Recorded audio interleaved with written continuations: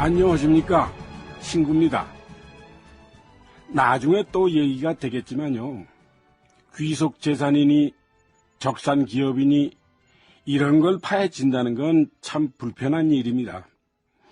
우리나라 대기업 가운데 거기서 출발한 경우가 많았거든요. 물론 떳떳하지 못한 일들이 있었고요. 그래서 어떤 일까지 생기느냐 하면요, 분명히 적산 가옥이나 공장을 불화받은 기록이 있는데도 나는 적산 근처엔 얼씬거려 본 적도 없다, 이러고 시치미를 뗀 경우가 허다합니다.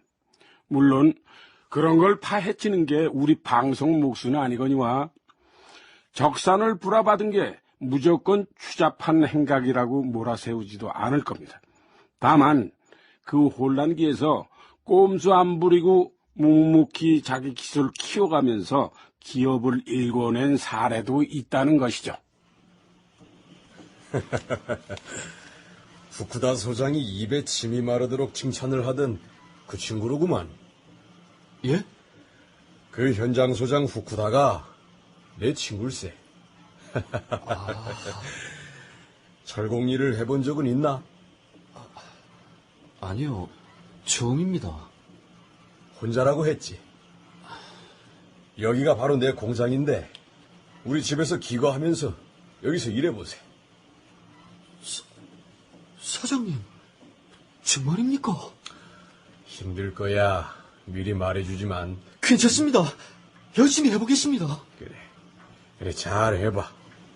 자넨 내 친구가 그렇게 칭찬을 했으니까 난 안심하고 믿겠네. 예, 사장님, 감사합니다. 오사카 스이다 공장지대에 있는 볼트너트 제작 공장 3화 제작소. 김철호의 일본 생활 전부가 녹아있는 곳이다. 기름이 잔뜩 뺀 옷을 입고 도수 높은 안경을 콧잔등에서 밀어올리며 김철호를 보는 50대 중반의 사장. 그는 벌써 김철호에게 호감을 가지고 있었다. 그러나 얼마 후 평소 건강이 좋지 않던 아사쿠라 사장은 세상을 뜬다.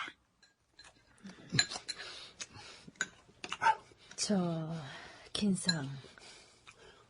예, 사모님. 말씀하시소. 나 아무래도 혼자서 이 공장 운영하는 게 어렵겠어요. 그래서 팔아넘길까 하는데 재고조사나 기계값, 미수금 파악 좀 해주겠어요? 아, 그러시군요. 하긴 사장님도 안 계시는데 쉽진 않죠. 알겠습니다. 그렇게 해드리겠습니다. 그런데 사모님, 꼭 철공소를 파셔야겠습니까? 나도 여러 날을 고민했어요. 그런데 우리 사마 제작소는 더 이상 발전할 수 없겠어요. 사모님, 석 달만 여유를 주십시오. 제가 다시 한번 뛰어보겠습니다. 긴상이요? 사모님께서 뒤에서 종전처럼 조금만 도와주시면 공장을 살려보겠습니다. 1924년 당시 일본 경제는 대공황의 물결 속에 극심한 불경기의 늪으로 빠져들고 있었다. 1918년 제1차 세계대전이 끝나면서 한때 호황이던 시절도 있었지만 각종 산업들은 치명타를 얻어맞기 시작했다. 다행히 김철호는 수익을 내진 못했지만 적자는 내지 않았다. 그에게 신뢰감을 갖게 된 아사쿠라 사장의 부인은 다시 3년간 김철호에게 공장을 맡긴다. 그러던 어느 날.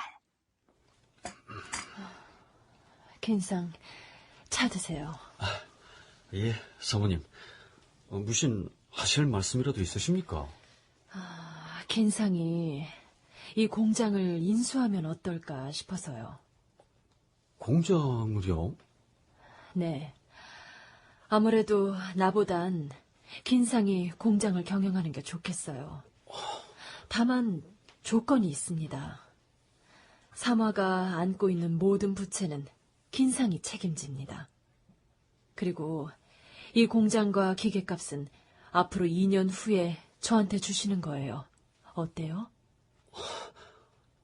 사모님. 부채는 아마 긴상이 쉽게 갚을 수 있을 겁니다. 이미 우리 거래처들은 긴상을 무척이나 믿음직하게 생각하니까 기한도 연장해주고 이자 부담도 덜어줄 겁니다. 김철호가 삼화 제작소의 공장주가 되는 순간이었다.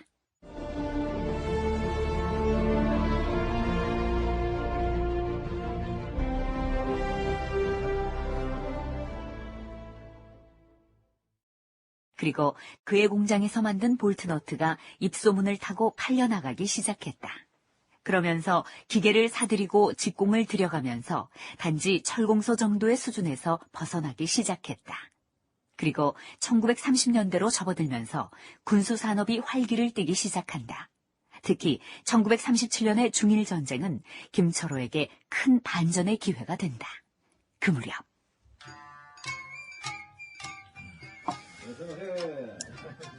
삼화 제작소가 간판도 삼화 전공으로 바꾸고 직원을 또 늘렸다지? 100명을 늘린다고 들었네. 기계도 10대나 더 들이고. 그거 참... 그 아무리 사업이 잘 돼도 그렇지. 그건 위험한데. 워낙 신용이 좋아서 오사카에서는 모르는 사람이 없잖아. 어떻게든 성공할 사람이야. 그런데 자네 소문 들었나? 긴상이 자전거 부속을 만든다던데. 자전거 부속을? 그래. 그런데 전쟁 때문에 기계 부속이 잘 나가고 있는데 왜 쓸데없는 곳에 투자를 하는 거지? 가만. 그건 긴상이 옳을지도 몰라. 아니, 긴상이 옳다고? 무엇 때문에? 전쟁이야 언젠가는 끝나게 돼 있어. 그럼 그동안 군수품만 만들던 회사들은 뭐 할 거야? 오, 역시 긴상은 뛰어난 전략가야. 가뭄이 올 때 가뭄 걱정만 하고 있으면 안 되는 거잖아. 봄 가뭄이 지나가면 장마가 바로 오는데 장마에도 대비를 해야 농사를 짓지. 안 그래? 야, 역시 무서운 사람이야. 그 조센직이지만 무서워. 나도 공장 문 닫고 삼화전공으로 들어갈까? 뭐야? 참. 전쟁은 있어서는 안 되는 거죠. 인류 역사에 좋은 전쟁이라는 게 있습니까? 근데 굳이 전쟁에 좋은 점 하나가 있다면 산업을 발전시킨다는 겁니다. 군수물자를 만들어내야 전쟁을 할 수 있으니까요. 실제로 1937년에 일어난 중일전쟁 때문에 일본은 항공기 산업이 크게 성장했고요. 중소기업들은 거기서 잔뼈가 굵었습니다. 김철호도 거기서 컸습니다. 그러나 김철호는 군수산업의 단물을 먹으면서도 그 다음 단계를 준비했던 겁니다.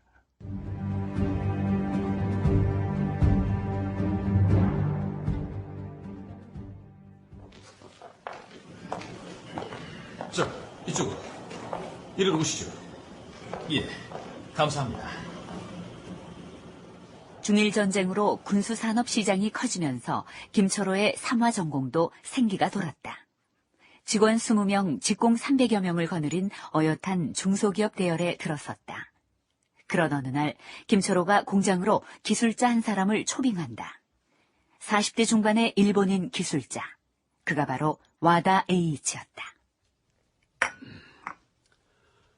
와다상, 난 내가 가진 전 재산 200만 엔을 삼화전공에 쏟았습니다. 이유가 있습니다. 전 오래전부터 자전거를 만들고 싶었습니다. 자전거라. 그러나 보시다시피 우린 직원도 많고 직공도 많지만 별 기술이 없습니다. 그럴 리가요. 저도 킨상에 대해서는 소문을 듣고 있습니다. 기업 경영을 아주 잘하신다고요. 정말이에요. 전 와다상 같은 분이 필요합니다.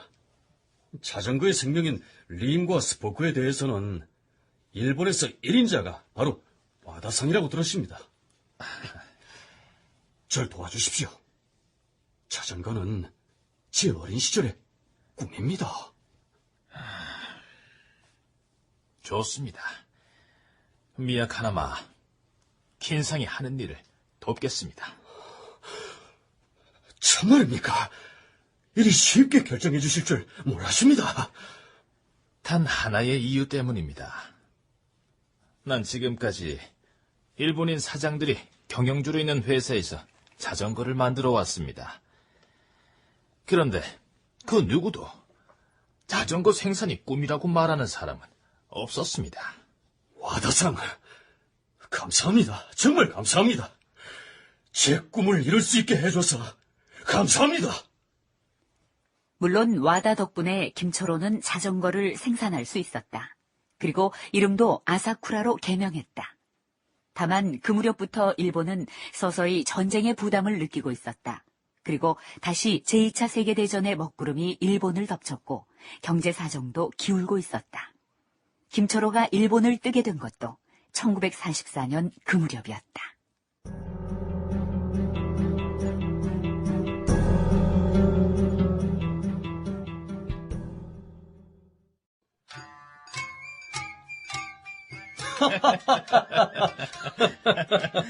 그때 와다상께서 와주시지 않았다면 전 자전거의 자자도 몰랐을 겁니다. 와다상, 이제 다시 조선으로 가주신다니 정말 고맙습니다. 아사쿠라상, 난 당신이 150만 원의 월급을 보장해준다고 해서 해방이 된 조선에 들어가는 게 아닙니다. 당신이 과거에 내게 보인 신의 때문입니다. 조선의 자전거를 킨성과 함께 만들어보고 싶습니다. 물론 자전거 기술자 와다 에이이치는 한국으로 건너와서 김초로와 함께 국산 자전거를 만들어내고 만다. 1952년 아직은 전쟁 중이었던 부산 피난지 공장에서였다. 여기서 청취자 여러분께 밝혀드릴 게 하나 있습니다.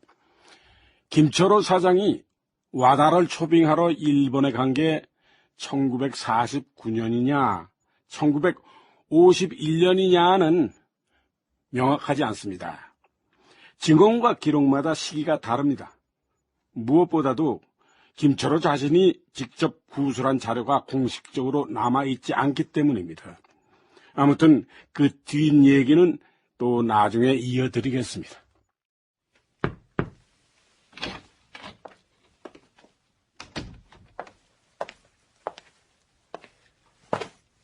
사령관 각하, 아침에 올려드린 보고서는 보셨습니까?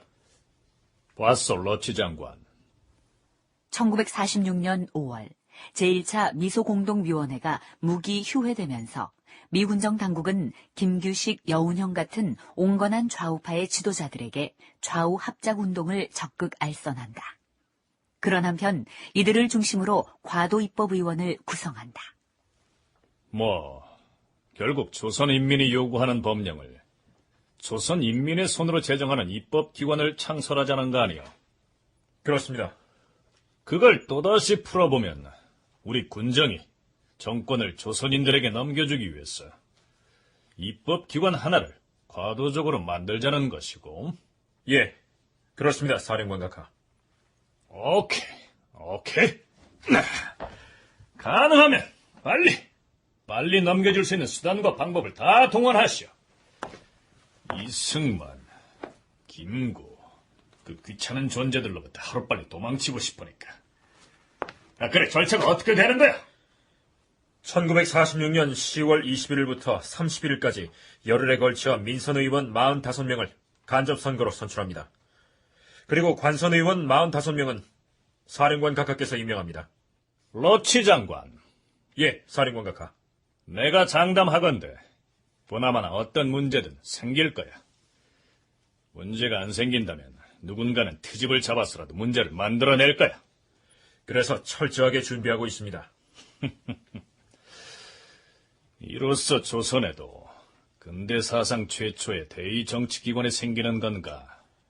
완전한 대의기관은 아니죠. 거기서 제정한 법령은 군정장관의 동의를 얻어야 효력이 발생합니다. 그래도 어디야? 삼권 분립이 뭔지도 몰랐던 사람들인데. 예, 그런 의미는 있습니다. 이만 돌아가 보겠습니다. 러치 장관. 예, 사령관 각하. 요즘 말이야, 그 이승만이 각종 공사 속에서 날 날려버리겠다고 말하고 다닌다면서? 그건 참 재미있는 노인네야.